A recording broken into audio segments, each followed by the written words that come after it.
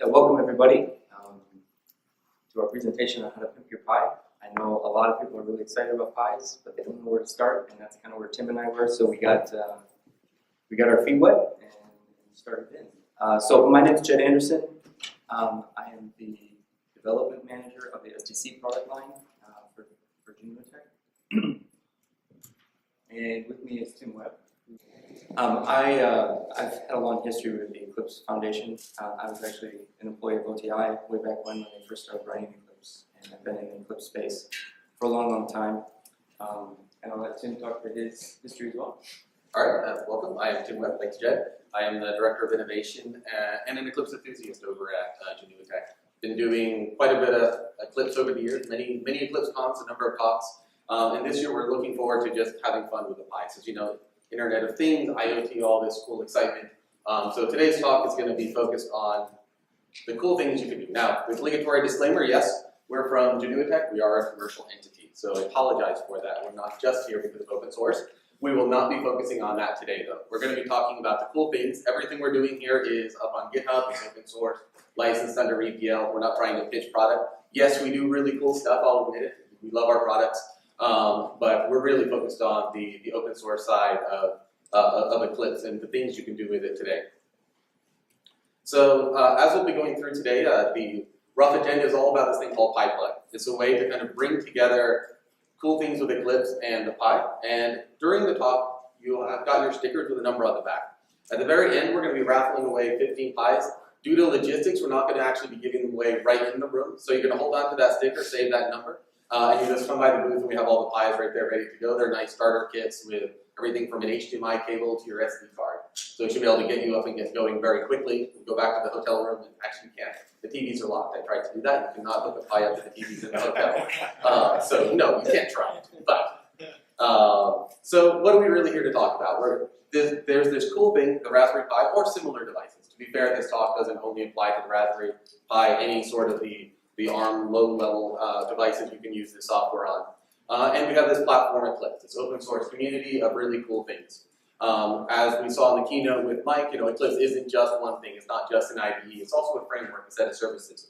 And what we wanted to do was find a way to bridge these two cool communities together and do something neat with it. As Jed indicated, we both had our Pis on our desk. We're like, I want to do something with this. And yes, you can do temperature sensors and you can look at the values at the OS level of what's happening. But it becomes interesting when you can start to integrate that with a UI as well, where you can start to actually visualize some of the data you're collecting.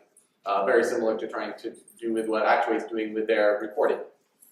So we have this Raspberry Pi, and the fun thing about this EclipseCon and kind of the trend you see is IoT has a huge traction. We're not all sure what it means. You know, there's lots of things that are yet to be defined. But there's a lot of excitement around this proliferation of these devices that are now available. And the Raspberry Pi is a fun way to be able to experiment. You know, you can have it control your garage door, do lighting in your house, monitor temperatures. I know Mike Milinkovic was looking at streaming video from his cabin using his Pi, or all sorts of cool things you can do with your Pi. On the other hand, you have Eclipse, and Eclipse has all these cool services. It has Equinox. Equinox is a neat runtime. I know there's some other ones with like Concierge that are happening. That are providing more opportunities on what you can do on the Pi. And so what we wanted to do is spend this talk talking about how you can bridge those two together using PiPlug. PiPlug is our simple open source front end, and the whole idea is to provide a nice way for you to be able to use your Eclipse knowledge, your SWT knowledge. You can actually even go down and use Java FX if you want, to provide front ends, to provide a nice experience for your Pi. Now, when we sat down to do Pi, it became clear that it's great at certain tasks. Once you have a runtime going, you can dynamically do things in it, and it performs very well. But it can be slow to start. And so PiPlug, as we'll be going through today, including how you can actually build your own applications, is all about getting the most from your Pi efficiently. So if we go ahead, and I think we can talk about the things you can do with the PiPlug, right? So what do we want it to enable? We want to enable you to be able to create applications. Okay, cool, that's neat. But an application can be just an OSGI bundle. It can be a set of services. And what we wanted to do was, again, allow that PiPlug to let you create these different visualizations. And so during the demo today, we'll actually be showing the Pi running different RCP front ends and some things we did as examples. and will allow you to see kind of what works well as what doesn't. If you haven't tried to do it, if you start up a whole Eclipse, if you don't overclock your Pi, it will take 10 minutes to start up. Now, for those who haven't, you can now actually legitimately overclock because they have temperature sensing and they'll slow down the processor so you don't burn it out. So you no longer void your warranty. If you did overclock, you can get that 10 minutes down to about 8 minutes to start the IDE. So, yes. What we wanted to do is say, okay, all right, we're not going to wait 8 minutes for something to come up. We need something more responsive than that. And that brings us to PiPlug. So to get started, we have an Eclipse running here. It has a view in it. You can install it from an update site. And we have these applications that are available in the view. So what I'm going to do is actually take a very quick look at one of the applications, and Jen's actually going to have us run PiPlug. So we have over on the left, again, these are all available in GitHub. So we have, say, this clock application. Very simplistic. Inside the clock, you have an PiPlug application entry point. And that has certain methods. We'll explain those in a moment. But the idea is just provide a very simple OSGI bundle and really provide a pluggable front end. So you can have multiple applications deployed. So what I'm going to go ahead and do is deploy this clock application. Apparently can't click today. And that will do a PDE export is actually assembling the bundle and providing it available inside a daemon that's running on the server. So inside that daemon, and apparently my view is getting slow to refresh, so I'm going to go ahead and bring that up. Inside that daemon, it is providing access to your servicing applications out to your Pi. So we have an Ethernet cable here, and inside that Ethernet cable, we have just a local subnet going on, 192.168 for the course of the demo. Didn't want to rely on the Wi-Fi. I'm going to go ahead and restart my Eclipse because it's a demonstration, and therefore everything is going to go a little bit funky. So apologies for that. But what happens with inside Eclipse when I use that view is it's starting a daemon. Now you could run one out on your home. It could be just out on your Pi itself. And the daemon is a repository of your bundles. And so the idea with that repository is provide a way for you to service all your applications to your Pi in your house. And so what we want to do is say, okay, cool, so I have my repository of applications. Pi starts up, and as soon as this is up, we'll switch over to the Pi, and it will provide those bundles dynamically to the Equinox container. And I apologize, I'm talking so quick now. Yeah, I just wanted to make sure the clock was actually deployed. You're right, we don't actually need to see that. You can start the next part. Fair enough. Okay, so what we see here is just a standard Raspbian install on the Pi running right here on my desk. And I've gone ahead and downloaded the front end, the PiPlug front end. The PiPlug front end is just a RCP application. It's very lightweight, only, what was it, like 12, 15 bundles, something really small. So I'm going to untar that. I can't see, so you guys have to tell me if I'm typing the right thing.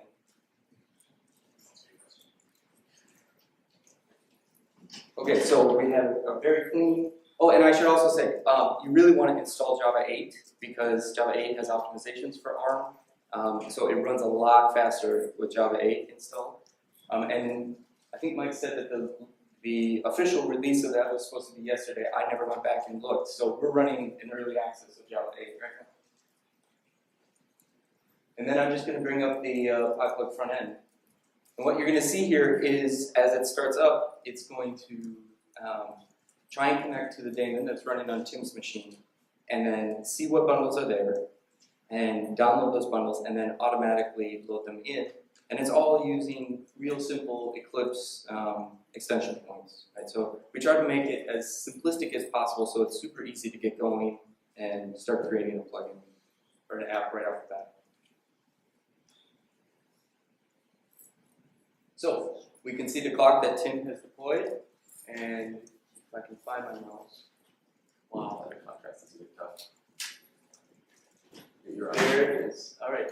And it's just a simple clock app. This is an SWT composite. We're just painting straight on there. So if you're good at painting in SWT, then you can start programming on your Pi really quickly. Now, there are many things we're going to get more advanced than just a clock. The clock is just a fun starting point. So if we switch back to the presentation. Have we got this down now? Cool. All right, Jen. Thanks, Tim. So each application, we made a couple simplifying assumptions. One, we're just going to have one app per bundle. So It's kind of a one-to-one relation. Each bundle is an app in the PiPlug front end. You just extend one extension point to determine that determines the life cycle of each app in the PiPlug front end. And then, if you need to, you can deploy some additional services. It's not usually necessary, but sometimes you want to be able to do it. And what do you get out of that? Well, you get SWT, JFace, you've already got a display, you've got a Java runtime already up and running, so you don't have to pay for any of that during your development or during your run, when you're just using it, to control whatever you're controlling in your house. So let's take a look. This is a little bit squinty here, sorry, but this is the interface you have to implement. So it's very simple. If you're not familiar with doing interfaces yet, if you're new to Eclipse, this might actually be a good place to start. You could learn how to do Eclipse development using just one simple interface, right? But let's take a look at each of the methods. So the installed is going to be called when the PiPlug front end detects a new plugin out on the daemon and downloads it and installs it into the OSGI runtime. And then the prepare is the method that you implement to create your composite, to do all the things that are going to create widgets on the PiPlug screen. And then the next method is the resume, which is called both at the beginning of your app when it's run the first time, and then after a suspend, it'll be called again if the user goes back into your app. So that allows you to write apps that have sort of a pause and resume functionality. And this is going to start up background threads to do animations and things like that. And then the suspend should stop those background threads and basically stop using the CPU, because you don't want to be using the CPU while you go to a different app. So you can really think of it as sort of like a cell phone, right? Interface, right? You don't want to be using CPU while you're not using that app in your cell phone. And then finally, there's the shutdown, which we're going to call when we unload the bundle, right? And so the point is we want to get rid of all references so that OSGI can cleanly unload that bundle. And this is something that Eclipse has been trying to do for years and years, and have that dynamic bundle unloading. When you're in a really lightweight situation like this, it's really simple to do that, right? It's much harder to do it in the IDE. So Tim, why don't you give us a little bit of an overview of what we think about when we're programming? Sure. So as Jed was indicating, we're in a very lightweight device right now. Back to the Eclipse startup time of 10 minutes. And so as Jed was talking about with those methods, one of the reasons why if you're an OSGI purist, you say, well, why aren't we just using metadata out of the bundle? We found trying to optimize the performance of the Pi really came around to when you are activating loading jars, and trying to do it just as you access it became very slow. So in our case, we're getting the bundles running, ready for the user to interact with them. And so these bundles now are running inside the runtime. You have this shared Equinox container. So if you're not familiar with Equinox, Equinox is what allows all these plugins in Eclipse to work. It's a really low-level container. And it has functions like installing and uninstalling bundles, starting bundles. A bundle is another name for a plugin. And so we have this Equinox container. And so that's awesome, because now what we can do is dynamically deploy these services out to the runtime. And that's really what your application is. An application is just this little bundle. And what's cool about that now is you can dynamically uninstall and install it into the same container. So you get really nice performance characteristics. So instead of spinning up a whole other VM, paying another expensive startup, or if you have shared services in a lower level services bundle, those can be readily available as you deploy newer versions of your bundles. So we're going to go switch over to kind of a bit more interesting demonstration. We were going to go ahead and deploy some additional applications. So I think we were going to go ahead and do some Zork games and a snake game. Raphael will do that later. So let's go ahead and switch back over to the Pi. Nice. Okay. Wow, that's impossible to click on. Can you not see it? There we go. All right. Okay, so we see that the PiPlug front end found those apps that we had deployed. It's really pretty snappy. It's really fun, and in fact, the fact that you can do things this quick makes it possible to do iterative programming really quickly. They're all SWT apps, so you could be doing them just on your desktop, but maybe you've got some integration with stuff running on your Pi, and so you want to have the app running on your Pi when you're doing your iterative development. So, Tim, do you want to redeploy the clock? Should we do that? Sure. Why don't we dive in and just talk about resume? If we go into. All right, sure. Yeah. So let's play Snake. and do some resume. So one of the things when you're building your applications, you need to decide the life cycle. So Jed's going to play 2 different games. He's going to try to play Snake, where he can not see well. At our booth, we had a separate monitor hooked up for the Pi, and now we remember why we talked about maybe doing that here. So Jed seems to be doing pretty well. And so Snake is an interactive game. It's running background threads to be able to automatically put out fruit, and has random math for the different things you're going to play with. So when you suspend it and come back into Snake, it's going to kind of pick up where you left off. In this case, all the resources are frozen and then brought back up. If we go into another game, I don't know if you remember Zork. We were having fun playing Zork recently. So if Jed can find that the X again. No? Mouse went up to the top left. Well, I can undeploy it, and that would kick you out of the game. So we can do that as well. That's a different way of doing it, yeah. So why don't we do that? So just like you can install bundles, you can uninstall bundles. So I'll just take a moment to go out. So once we get into Zork, Zork has a different usage characteristic. So inside Zork, you're able to. Are you not able to click? There we go. Okay. Oh, and I just undeployed. Okay. So inside Zork, Zork is a kind of a turn-based game, and so for Zork, we're looking at the life cycle. Okay, what should an application like Zork be? And then, or you click the clock instead of Zork. Yeah, like I said, very hard to see. Thank you. Only play Zork. That's right. All right. So anyway, the fun thing with Zork is it's actually just a port of a regular Java game, ported over to SWT. It's full canvas painting. It doesn't look sexy at all, to be fair. All right. It's a fun game. It's addictive. You got to walk west. You got to go east.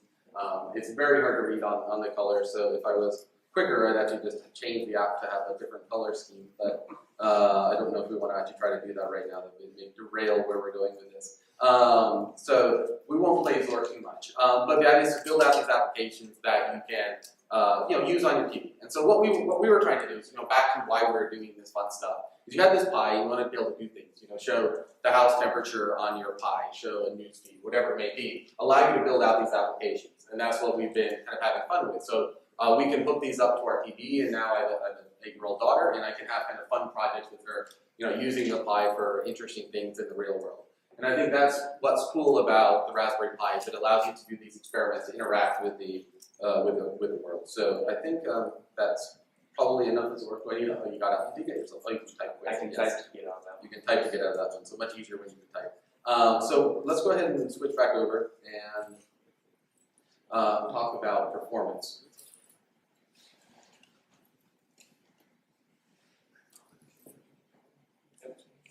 Okay. So performance is very interesting. And so just to give you a simple anecdote, when we were working on our Raffle application, we'll use in a moment, you'll see it has a background image. And say, cool, all right, instead of coming back to the slides, we can write an app for the Pi to choose the winners for the Pi. And in doing so, we had a PNG. So why not a PNG or a JPEG for the background image? Much easier than trying to render it all. And so we had this 300K PNG to be able to go up to 1080p, and it would look pretty.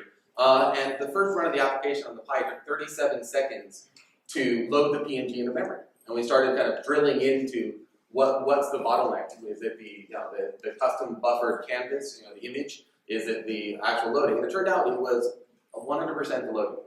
We could do really efficient scaling of images. That was going very well. But the actual loading of that PNG was atrocious. So silly thing, we had to switch to an 8-bit PNG. Still looks fine. Drop the resolution and scale it up. But it was surprising watching what you traditionally take for granted when you're building out a UI on the Pi can be a challenge. Now, yes, like you saw in our applications we've shown, you can write applications that are very snappy, very responsive. That Snake game is very boring. We repaint the whole UI every time. We could have been more efficient. We didn't need to. It actually renders really fast. And so there's opportunities to build pretty cool applications on the Pi. As indicated, Java 8 you want to be using. So on our instructions on GitHub, you'll see where you can get the latest Java, install that on your Pi. There's some modules you'll need. Running the Java 8 was something like a 30% increase over some of the earlier versions we had tried for some functions. More importantly, if you wanted to have fun with Java FX, they now have optimizations for ARM in Java FX. So it again gives you an opportunity to do richer applications. I know Jed and I have been toying with the idea of porting the Java Atari If you haven't seen it, there's a Java implementation of Atari, so play ROMs. So we'll be playing Pitfall soon on our Pis, or whatever your favorite game is. So again, back to the shared runtime. You want good performance. Yes, you can overclock. No, you don't void your warranty.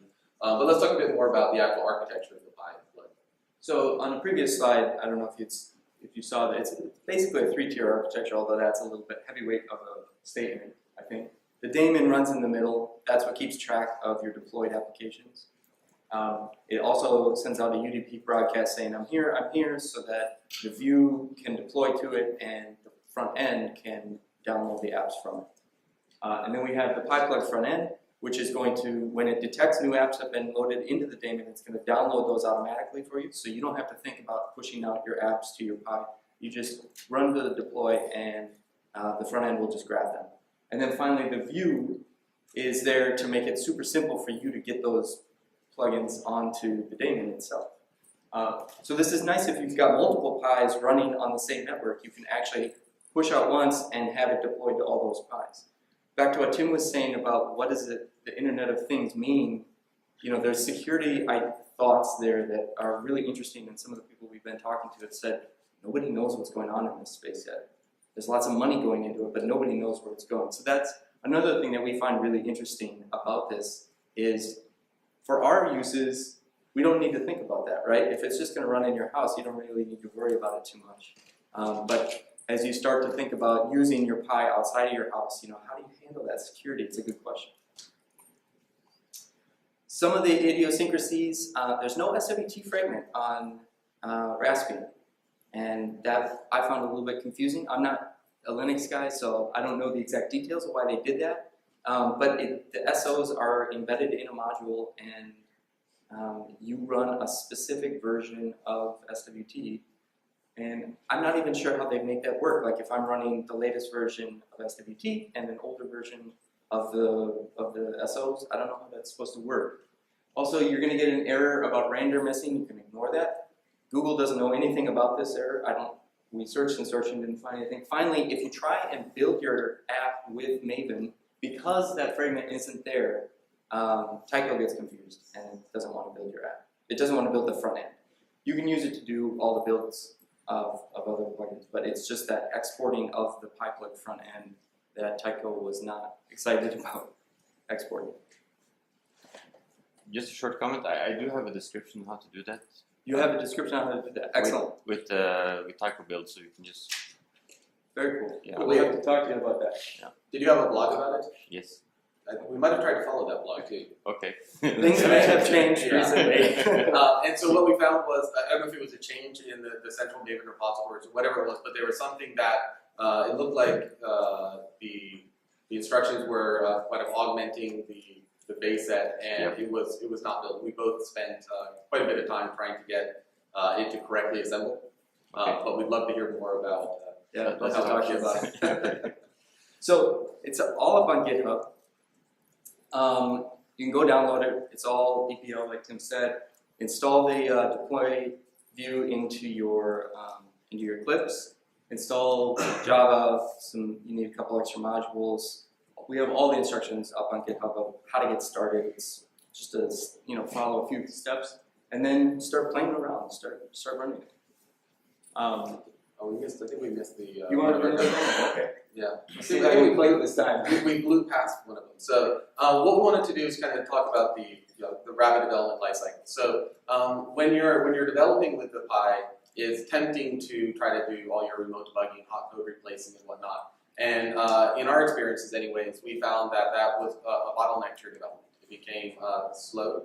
And so what we did instead optimize it so it was very quick for you to deploy out your application and continue to redeploy it as well. So if we go back over to the Pi, and the UI is updating, just there's a separate daemon next to it. I think on our local network it's causing us some network hiccups. So inside the, let's see if it resets. Okay. Sort of. Well, I guess we'll go on and not care about the projector. So say inside the clock app, if you can click on the thing you can't get to. The idea was really to make it very simple for you to quickly roll out your changes. So I could start making, what did I just try to reset? correct layout. Well done. All right. Wow. All right. Technology. So you will find the Pi is really good at HDMI. It gets really confused when you hook it up to a VGA cable, apparently. So yes, much better on your home TV than anyway. Now find that mouse to save my life. Let's go up top left and then go down. Did someone see it? Yeah. For a second there, it was at the bottom. It's below Zork 1.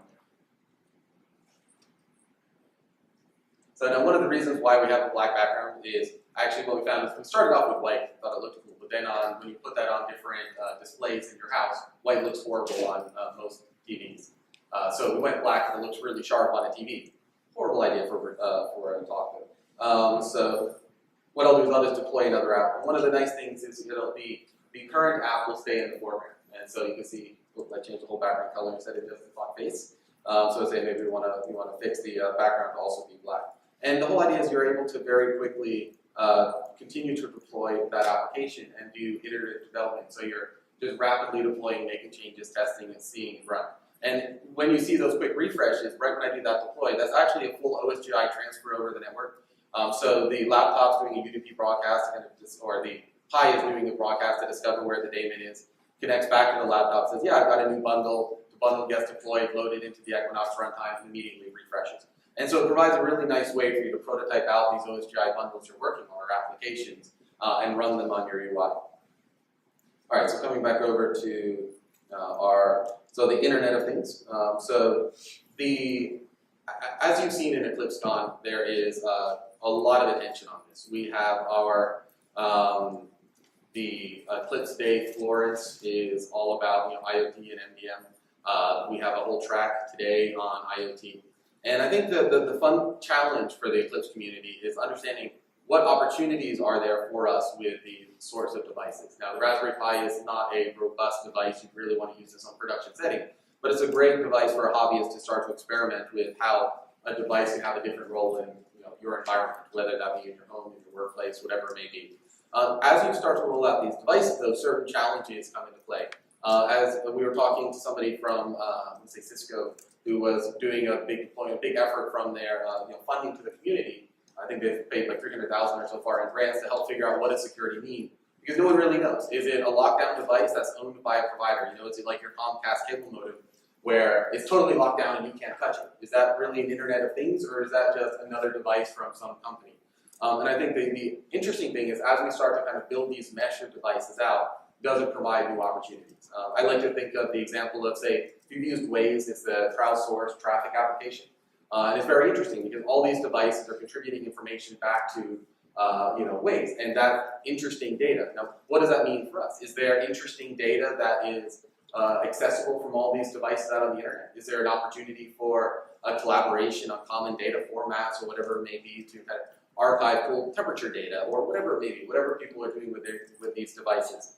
But once you do that, who owns the data and who owns the device? What are the security constraints? How do you deploy applications? Do you own the devices in your home, or is it the company that's trying to make a business venture with the devices?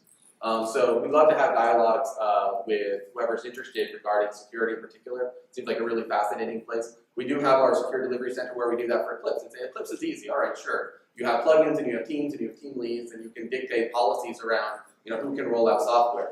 But what's the parallel to your Pi device? Again, it's just this low-cost device. It has a shared OSGI container. It could run in any services. How do different providers provide cool plugins for those services that then collaborate together? So I think there's going to be some fun challenges coming up. It's a lot of unknowns. So we look forward to, again, talking about that. So we're going to go ahead and switch over, stay on track with our schedule here, and we're going to deploy the graphical application. So, Jed, if you'll try to bring your, I'll undeploy your clock. Thank you.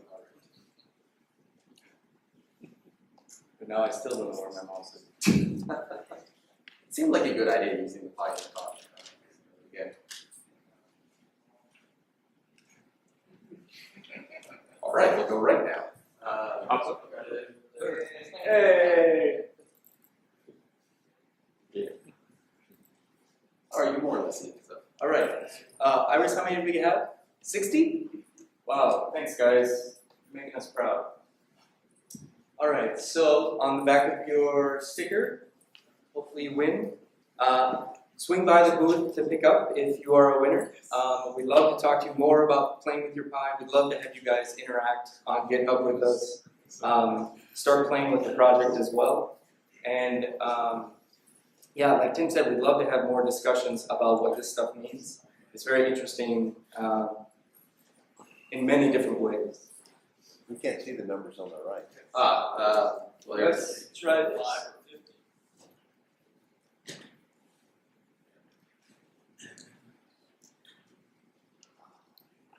there we go. And we are giving away more pies later in the day as well. If you didn't win, at 3:45 we're doing another set of pies as well. And you just come by and scan your badge at the booth and you enter for that as well.